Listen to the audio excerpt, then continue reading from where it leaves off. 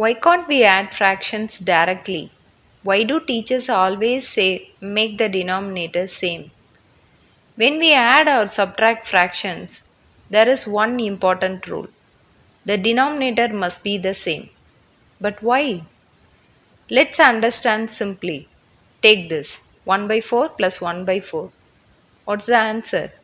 2 by 8 or 2 by 4? Now try 1 by 3 plus 1 by 3.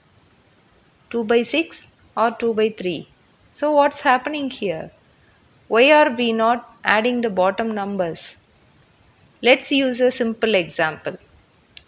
2 idlis plus 3 idlis, 5 idlis.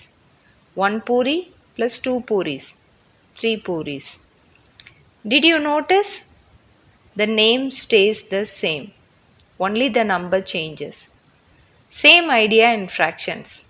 In 1 by 3, we say 1 third. 2 by 3, 2 thirds. So when we add 1 by 3 plus 1 by 3, 2 thirds, 2 by 3. We are just adding the count, not changing the type. Now look at this. 4a squared b plus 3a squared b. 7a squared b, because both are the same type. 5ab plus 4a square b. We can't add them because they are different. Same with fractions. 1 by 2 plus 1 by 3.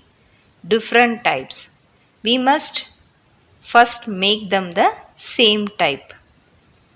Imagine one lunch box has lemon rice, another has curd rice.